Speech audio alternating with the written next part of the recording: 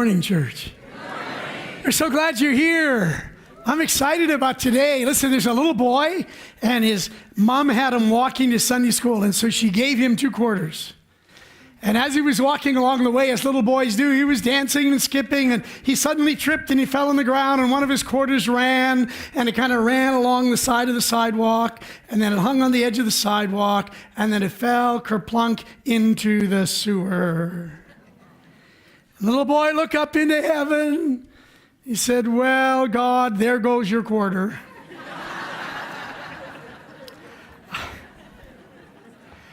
I want to talk to you today in our series on plenty, living a life that's more than enough. I want to talk about giving your best. The principle of giving the best that you have to God. And I want to base it out of a story in the Bible. In fact, it's written in all of the 4 Gospels, Matthew, Mark, Luke, and John. Each of the 4 Gospels is there. And the only other miracle that's in all the other 4 Gospels is the miracle of the resurrection. And it's the story about Jesus feeding 5,000 people. And we're going to look at it from John chapter 6. So if you have a Bible or a smartphone, tablet, or you can get the scriptures, they'll come up on the screen. And I'll tell you the story, then we're going to unpack it, okay? So the story is really simple. Just hang on a second, Jonas. The story is really simple. Jesus has done all these miracles, and he's tired. How many of you have ever been tired? So he goes away to be alone, right? How many of you have ever gone away to be alone? How many of you shut the bathroom door and your kids have knocked on it? So this is Jesus, right? Jesus kind of goes away. He wants to be alone. And he's tired. And all of a sudden he looks up and there's thousands and thousands and thousands of people. In fact, the story says there were 5,000 men. And that didn't include the women and children. So some people think there might have been upwards of 15,000 people filling this hillside, looking for Jesus. And so, of course, the day wears on and they got hungry. And so Jesus says, how are we going to feed all these people? And it turns out there's a little boy there. He's got 5 loaves and 2 fishes, right? Don't you love the person who brings the rolls to the buffet? How many single guys here have brought the rolls, right? Usually you say to the single guy in the group, bring the rolls, right? That's usually what happens, right? There's a little kid there, and he's got barley loaves. Now, here's the thing about barley loaves. Barley loaves was cheap bread. Really, really cheap bread. It's not like going down to Pinchman's down here and buying some good quality bread, or going down to Golden Grain Bakery downtown, getting their nice. This was really cheap bread, and basically 2 sardines. Okay, that's basically what he's got, right? So you got a little sardine sandwich going on here, and a couple of little rolls. And of course, Jesus prays over it, and miracle upon miracle, they feed 5,000 people. Not only that, I guess they fed all of them, it said, so probably 15,000 people, and then they had leftovers. I don't know about you, but I like leftovers. I'm a leftover fan. They had leftovers, okay? So I want to look at this story today that I've told you. We're going to go kind of look at it line by line and pick out of there what it means to give your best. Turn to somebody and say, I want to do my best. Yeah, I want to do my best. That's what this is all about today, okay? So here we go. So sometimes, listen to this. Here's number 1. If you're filling in the blanks on the sheet, this is number 1. Sometimes the best gift is a test of your faith. Sometimes when you got to give your best, it's a test. Now look at what Jesus says in John chapter 6, verse 5. Jesus looked up and he saw a great crowd coming towards him. And he said to Philip, okay, that's one of the disciples, where are we going to buy bread for all of these people to eat? Now, I love Jesus because Jesus is setting Philip up. I don't know if you've ever felt sometimes that life is a setup, because there's a test coming here in the next verse. In verse 6, he says, he asked this only to test him. Now, read the next line with me. For he already had in mind what he was going to do. Jesus already knew what he was going to do. So here it is. Here's you today. You got this issue going on, whatever that is in your life. Maybe it's your family life, your home life, your finances, your job. I have no idea what it is. But you've got an issue, and your brain is working overtime to try to figure out how I'm going to deal with this issue. Surprise, surprise, surprise, surprise. Jesus already has the answer. Okay? Jesus already has the answer. The problem is you don't know it. Now look what he says to Philip in the next verse. It's amazing. Philip responds to him and he says this, okay? It would take more than a half a year's wages. Okay, so you take whatever you earned last year, you just did your income tax, you should know what it is, cut it in half. That's how much money we need to solve this issue. Are you ready? It said take a half a year's wages to buy enough bread for each one to have a bite. So you gotta love Philip, right? In every group, there's always an accountant. There's always somebody that's thinking rationally, right? And reasonably. And they're looking at the issue, and they're looking at the problem, and they're looking at the situation, and their brain is calculating. How are we going to solve this? How are we going to work it? How much money do we need? How much bread do we need? How are we going to solve this problem? Except Jesus what? Already had a solution, right? But I'm okay with Philip. Like, I'm okay with people who plan. I'm okay with people who look at stuff in the natural, because the Bible says, you should count the cost before you build your house. So I'm okay. I'm okay with guys like Philip. I'm okay with Philip bringing a little bit of realism to the situation. Sometimes your realism, well, you have no idea how bad it is. Right? You don't understand. Sometimes that's the realism, right? But all the time, Jesus what? Knew what he was going to do, right? So you can say Jesus knows is the answer to that question, right? All the time, Jesus knows, right? He's got a plan. Turn to somebody and say, Jesus got a plan. Turn to somebody and say, I don't have any idea what it is. Turn to somebody and say, I wish you'd tell me. Right? But here it is. Jesus has got a plan. He's working on something, and dear old Philip, good old Philip, he's just looking at the reality of everything, and he's just saying, okay, here's the reality of the situation. Now listen, the next thing is, not only is your best gift a test of your faith, because Jesus is going to ask for something here, and it's going to be pretty challenging. Sometimes your best gift is just a drop in the bucket. You know what that old saying means, a drop in the bucket? Drop in the bucket is just like, one little something means nothing, couldn't make a difference. Why would I bother? So look at John 6 and 8. Another one of his disciples, Simon Peter, his brother, spoke up.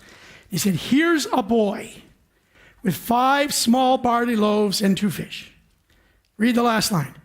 But how far will they go among so many? Wow. Here is a boy. Now, I read that, and I think Andrew's being sarcastic. Do you know what sarcasm is? Okay. So you got to feed these 15,000 people. I tell you what, I got a boy here, and he's got 5 of these cheap barley loaves. It's Wonder Bread, by the way, if you want to know what cheap barley loaves are. It's Wonder Bread, and he's got a couple of sardines, and so what do you think we're going to be able to do with that? So I don't know, have you ever had people speak to you like that about your life?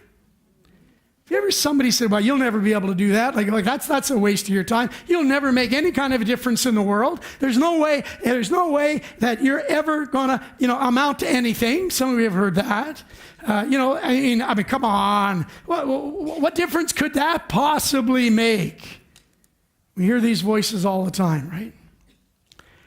And then he goes on, and sometimes your best gift is not always the biggest gift. So sometimes we sabotage ourselves because we say, well, what difference could that phone call make? What difference, could my $5 make? What difference could a half an hour out of my life make? So I don't know whether or not you have been in overwhelming circumstances. But one of the secrets to dealing with overwhelming circumstances is to do something. Do anything. Don't be like the deer in the headlights and you're standing there, well, what difference could that I have? How many of you ever said, I've got nothing to offer? I got nothing here. Years ago, we did an experiment. It was in the old church. It was a fascinating experiment because I was kind of teaching on generosity. And this sermon today is a little bit like generosity. And I was saying, everybody has something to give. Everybody has something to give. And sometimes, people will say, well, I don't have anything. So then I went on this kick. I said, how many of you have a nickel? So I said, what would it be like if you just started by giving your nickel? I mean, if that's all you've got, and that's all you can spare, you give your nickel. Well, the most amazing thing happened because the people who count the offering kept telling me we kept getting all these nickels in the offering plate. And I thought, isn't that wonderful? Because sometimes we need to learn that our best gift may seem like nothing in the face of overwhelming odds, and sometimes our best gift is not even the biggest gift. Sometimes it's not that monstrous giving. Well, something happens here that's pretty amazing. John chapter 6, verse 10, Jesus said, have the people sit down. There's plenty of grass in that place, and they sat down. About 5,000 men were there. Now, one of the other Gospels, if you want to read it in the 4 Gospels, one of the other Gospels says that Jesus divided them into groups of 50. Okay, so he was organized. And then Jesus took the loaves in verse 11, and he gave thanks. And he distributed to those who were seated. Read the next line. As much as they wanted. Ooh. As much as they wanted.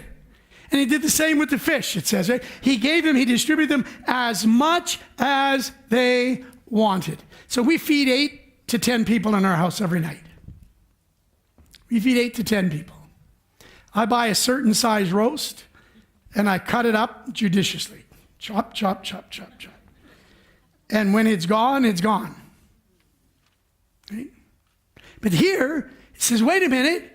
Jesus prayed over this gift, and they took what?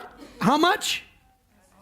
As much as they wanted, which was way more than the little boy would have had if he'd sat there. I mean, what is 5 little barley loaves and 2 fish to a growing boy? That card hard to even take his hunger off him. And yet he had what? As much as he was. See, here's point 4. Your best gift goes further in God's hands than in your hands. Right? Your best gift goes further in God's hands than your hands. I kept thinking about the little boy. I liked the little boy. I think Andrew probably dragged him up to the front, because little boys don't give up their lunch voluntarily. Right? I'm a big boy and I don't give up my lunch voluntarily. My lunch is my lunch. If you ask my wife, my day is settled by when I eat breakfast, when I eat lunch, when I eat dinner, and when I eat my snack. My whole world is based around that. So I have a food addiction. I don't give up lunch easily. Could you imagine a little boy? There he is. He's what would happen here? Like, I'm standing there and all of a sudden somebody takes my lunch. And then I discover, much to my amazement, sitting on the grass, I keep eating and eating and eating and eating, and I'm eating way more than my 5 loaves and my 2 little fish, and I'm just eating, and I've got as much as I want. I'm eating till I am full, till I have had plenty. What an amazing day for a little guy. So I have two challenging questions for you. And the first one is this. I want you to think of the little boy. What do you do when your best gift is everything you have? What do you do when your best gift is everything you have? See, I've got 2 rakes at home. One is pretty new, and one is old. And if you want to borrow a rake, you're welcome to the old one. But that's true, right? Isn't it? Right? But what do you do when it's one rake and it's brand new? And it's everything I have. What happens when God asks you for everything?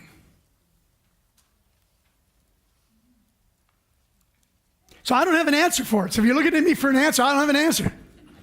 I don't. I have a question. What is it when God comes to you and says, I want that? That's your best gift, and and it's time for you to give it. So here's the second question. It kind of goes with it. I'll put this one on the screen for you to see. What constitutes the tipping point between self-protection and generosity? In other words, what is that moment when this little boy has got his 5 loaves and his 2 fish, and he figures, oh my goodness, if I give them, I'm going to starve, or if I give them, God is going to give back to me plenty. What's going on in your mind when that happens? That's the tipping point. That's the point where you decide, okay, I'm all in here. Okay, I'm going to jump. My best gift is everything I have, and here it is. And even if it's not everything I have, it's still my best, and I'm going to give it. And what is that moment that happens in your mind that allows you to give your best gift? So unfortunately, I don't have an answer for that either. Because I don't know what tips your mind. I don't know what. I mean, for me, I can tell you, for me, it has to do with trust. That's my barometer. Okay, like I'm on this journey a long time now. Some of you are not. Some of you aren't on the journey at all, and I understand that completely. So when God asks me for my best gift, my history has been one that I trust that God has my best interest at heart. But I'm not sure what it would be for you. What would have to happen? What would you need to know? What would you need to see? What would you need to think about? What would you need to happen inside you that you could literally say, Lord, here is my best? Well, here's another idea for you. And we'll put it on the screen as well. Your best gift is the seed for your source of plenty.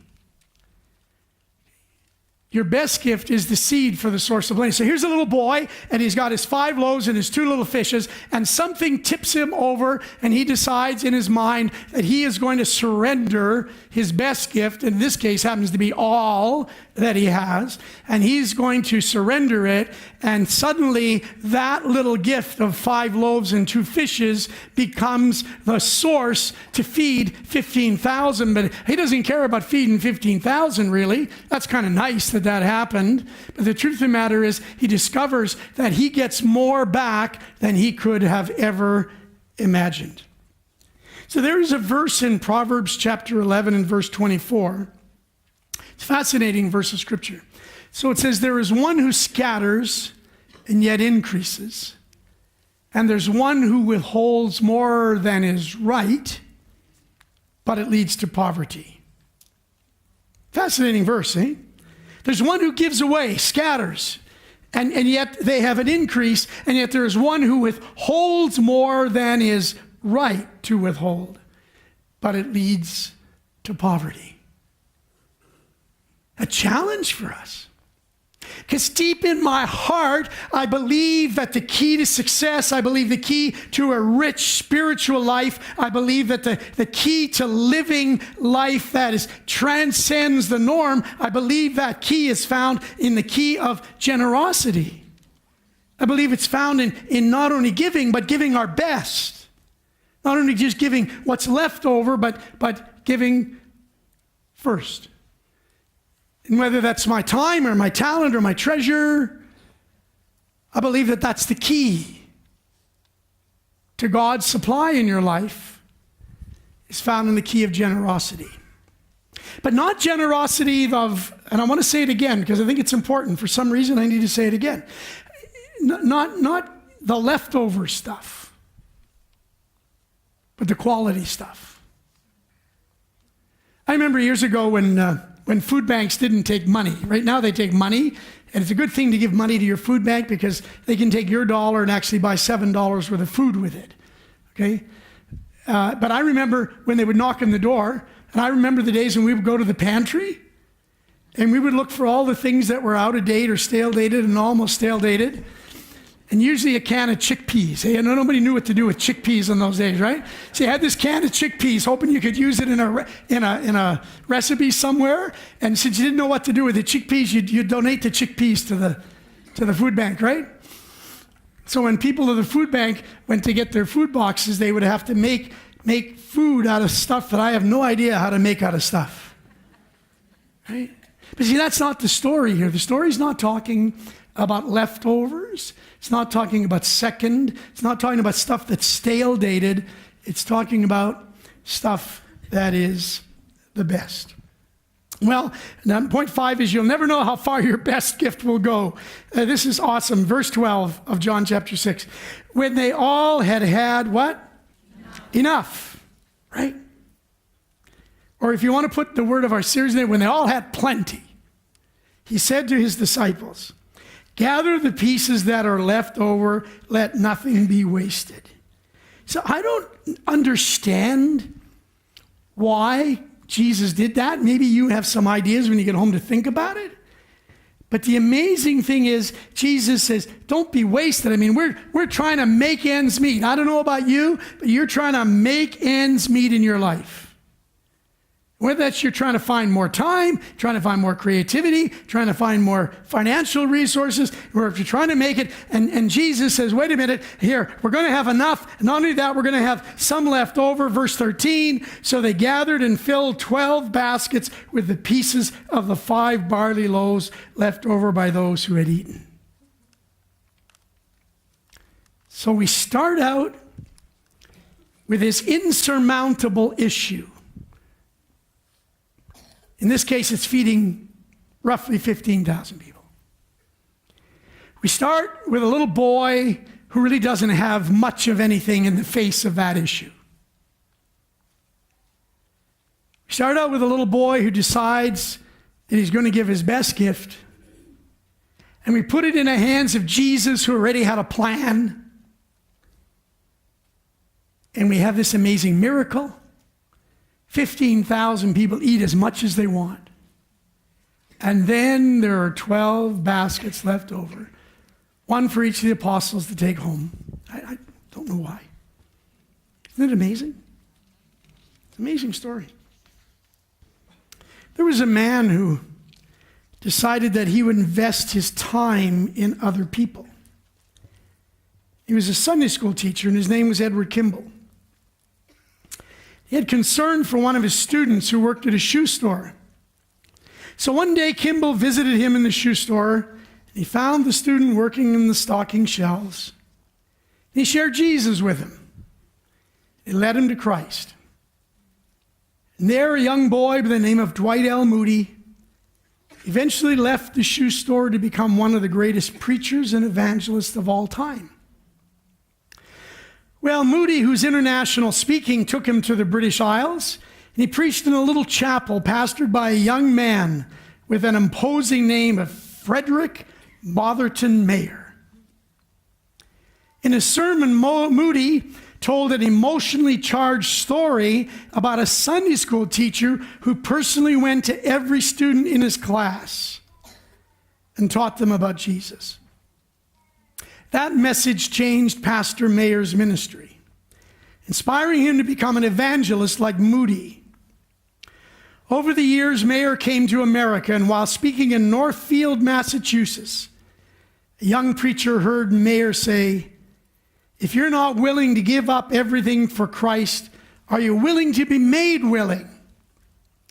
And that remark led a young teenager by the name of J. Wilbur Chapman to respond to the call of God in his life. Chapman went on to become one of the most effective evangelists of his time. A volunteer by the name of Billy Sunday used to help set up his crusades and learned how to preach by watching Chapman. Sunday eventually took over Chapman's ministry, becoming one of the most dynamic evangelists of that century. Billy Sunday's preaching brought thousands to Christ. Inspired by a 1924 Billy Sunday crusade in Charlotte, North Carolina, a group of Christians dedicated their lives to reaching their city for Christ. The group invited evangelist Mordecai Ham to come and hold a series of evangelistic meetings in 1932. A tall, lanky 16-year-old sat in a huge crowd one evening, spellbound by the message of the white-haired preacher gave. Each evening, the preacher seemed to be shouting and waving his finger at the young man, and night after night, the teen came, and he finally went to the front and gave his life to Christ.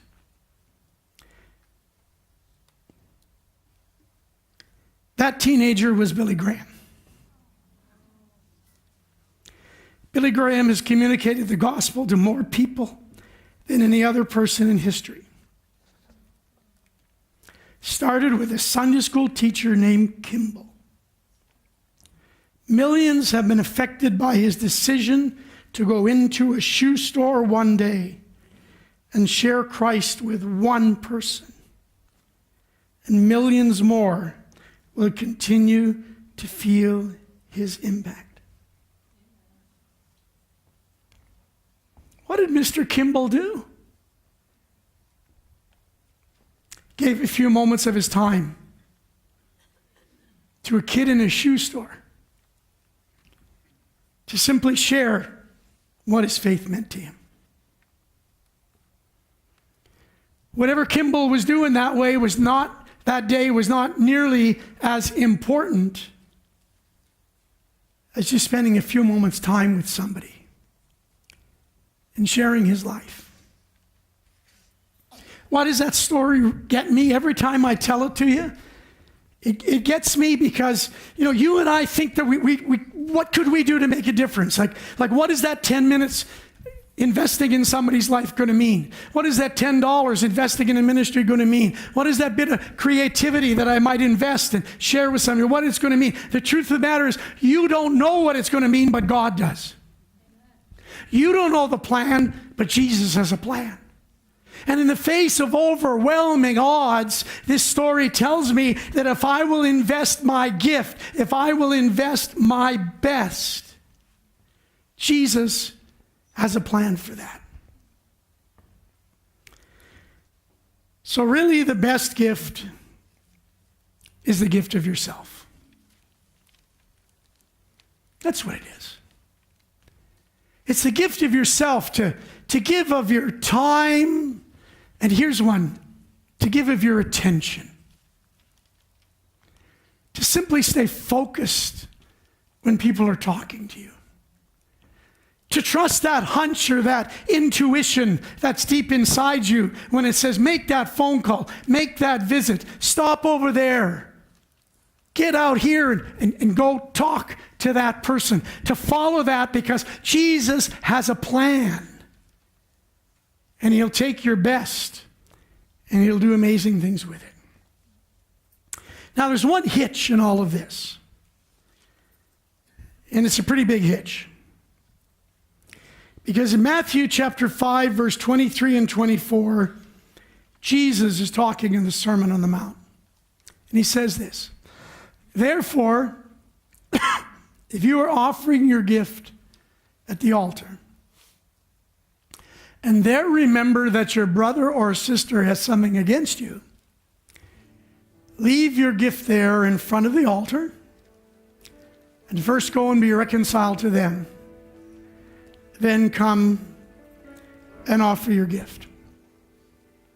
Pastor John and I were chatting about this earlier in the week. And he said something to me that really struck a chord in my life. He said, there are many people who are not experiencing the abundance and the plenty that God has for them, even though they may be sacrificing, even though they may be coming and bringing to God something, and yet there's something wrong. And we both looked at each other and he said, we know what it is. Because listen, your gift is only really a gift when you give of yourself in forgiveness. The reason I think we don't experience the abundance of God and we don't experience the plenty of God in our life is because we have these big chunks of resentment and anger and frustration. And we're trying to be Christians over here, but we're walking around with these monstrous big hurts and these monstrous bits of anger and these monstrous bits of resentment.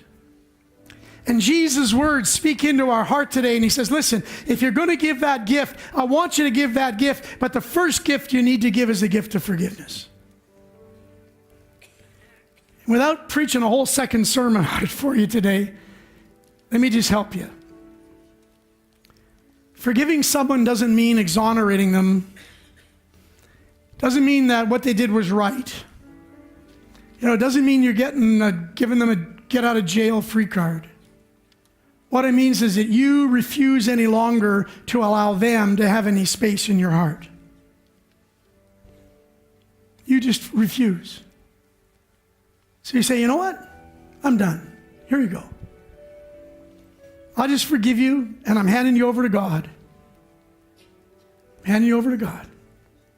Because I want to be clean. I want to be whole. I want to be pure. I want to be free. I want to come and offer my gift. I want to experience all that God has for me in my life. I want plenty. Not only do I want plenty to share. I want to be able to share it with my family, my friends, my neighbors, the world around me. I want time to share. I want creativity to share. I want insight to share. I want to be able to share my life. I want to be able to share my finances. I want to be able to share my resources. I want to be that kind of person in a greedy world. Because I think when you walk like that, that really is the gift of Jesus to a broken world. See, when I say to you, the best gift is the gift of yourself, it's the same gift that Jesus gave to you. If you think of the bestest gift in the world, when you and I could do nothing to earn standing before Almighty God. When the gulf was so wide between you and God, it seems that you could never measure up. Jesus comes along. He says, here, let me measure up for you. Let me do what you can't do. Let me leave the splendor of heaven. And let me come down and be born in human form. And I'll go to the cross. And I will take the pain and the hurt of the world. And I will demonstrate that there are people in the world who will stand in the face of hatred and display love. And the gift that Jesus gives to you today is the best gift. The gift of himself. And then here's the catch. It's a big catch. He said, I want you to go out and give the best gift too. Jesus gives you the gift of forgiveness. He says, I want you to give the best gift. And sometimes the best gift is all we have. It's everything we have. I've defined my life by this anger. I've defined my life by this victimhood. I've defined my life by what people have done wrong to me. I've defined my life by injustice. I've defined my life by whatever you have defined your life by. And Jesus said, would you just give that up? Just give it up today and walk. Walk in my peace.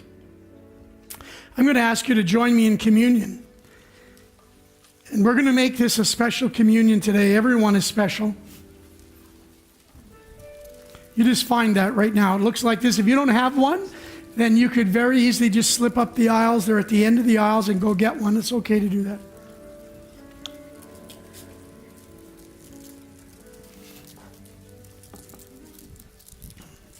You hold in your hand the best gift. Could you turn to somebody and say, this is the best gift? This is the best gift. This is the gift of a life.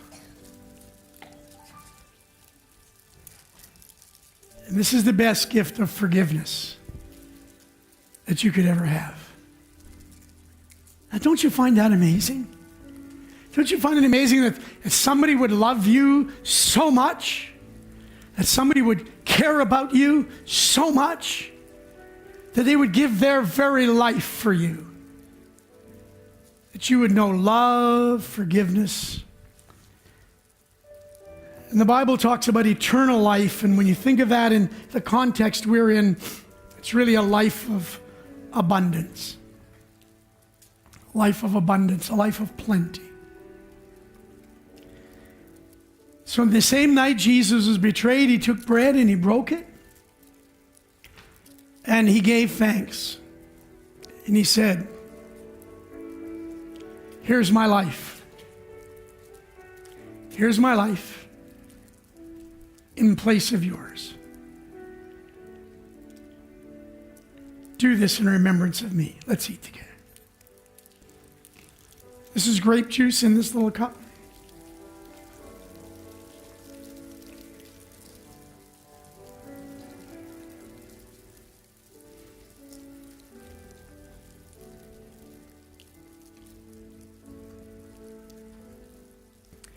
Often, I might have my theology about what God is able to do and not able to do, but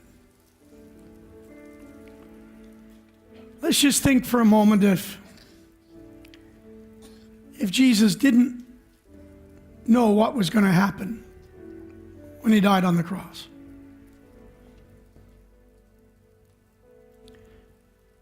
But that he believed with all his heart that if he did this, it would transform the world. Maybe God's asking you to do something today. Do something, give something, be someone. Maybe you have the same question. I don't know what difference it's going to make. So here's the deal. You need to leave the difference up to God. It's not up to you. It wasn't up to Edward Kimball to know that one simple act of obedience